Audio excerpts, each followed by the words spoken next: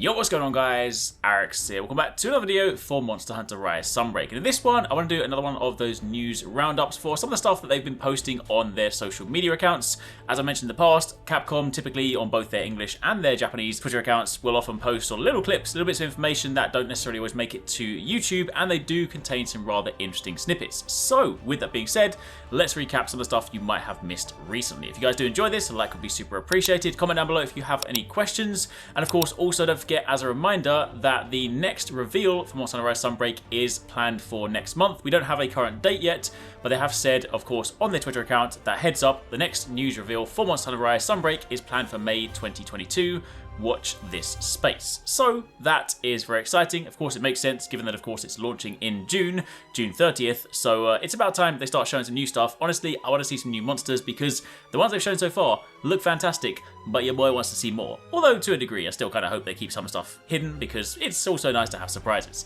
Anyway, that being said, one of the first things they showed off, of course, are the fact that the relics will be making a return. If you guys are familiar with Monster Hunter Rise, you will know that you could go around the maps and collect these relics. They, of course, gave you little sort of story, lore snippets about the game, about the world, and they will still continue to be placed in the Citadel. So for those of you guys that like looking for those collectibles, then they said, discover the lost history of the Citadel in relics scattered throughout the region. So definitely keep your eyes peeled for those.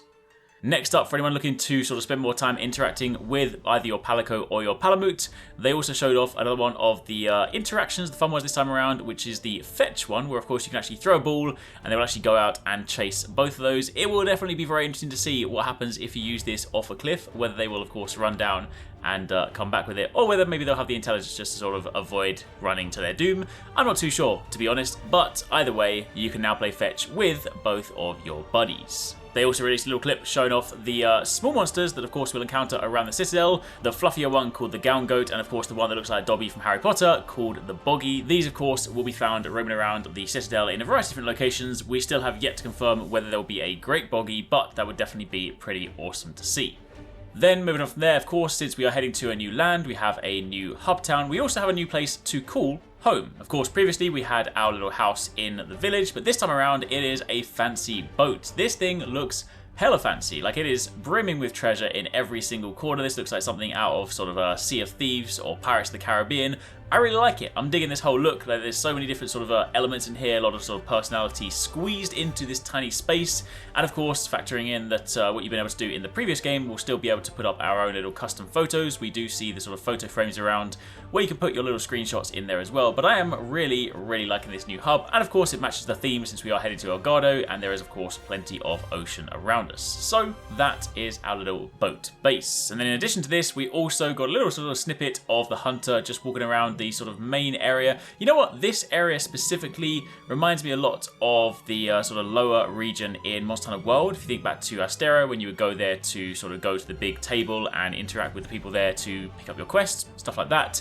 This definitely has those similar sort of vibes, and I do really, really like it. I just love this whole sort of color palette and the sort of design for this new hub town. It is looking really cool, and I can't wait to explore it. There are, of course, a few different NPCs kicking around there. We have Admiral Gallius, who, of course, is the leader of the Knights of the Royal Order and the commanding officer at Elgato Outpost. Apparently, he's described as a man of few words. His dignified presence and unwavering leadership abilities have earned him the stalwart trust of the Royal Order and of the citizens of the kingdom. Meanwhile, the guy with the red hair is called Sir Jay. He is actually a really cool character because, of course, not only is he a Knight of the Royal Order stationed in Elgato, he's described as bright and cheerful, he's also a little impulsive, often choosing to act before he thinks, but he is also someone that's described as someone that loves working out, never missing his daily physical training. He is all about the gains, which means he gets my respect.